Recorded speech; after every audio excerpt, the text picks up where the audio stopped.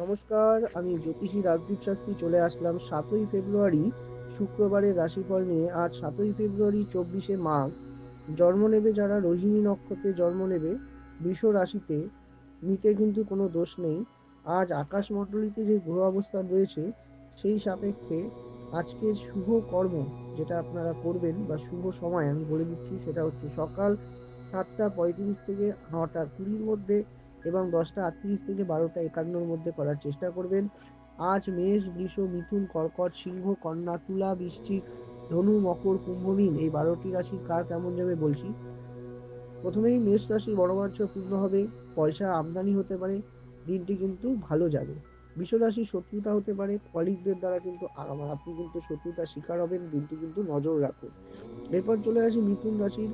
ব্যবসা বাণিজ্যের দিকে শুভ, শেয়ার মার্কেটে পয়সায় কিন্তু বাড়তে পারে, তবে কিন্তু অত্যাধিক বিনিয়োগ করা শুভ নয়।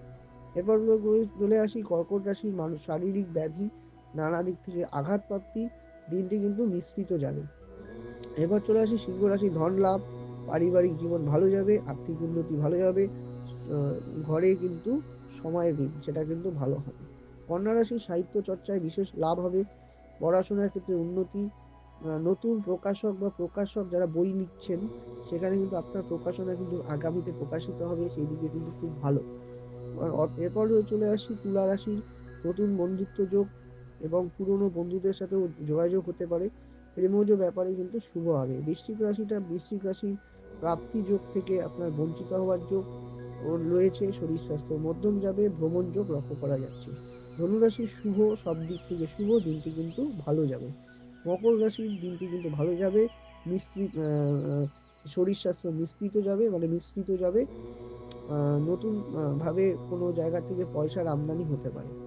কুম্ভ রাশি, বাধা বিঘ্ন যোগ, শরীর মধ্যম যাবে, পয়সার ব্যাপারে সতর্ক, খরচার ব্যাপারে সতর্ক হন। মীন, মানসিক অশান্তি, ভ্রমণ যোগ লক্ষ্য করা যাচ্ছে।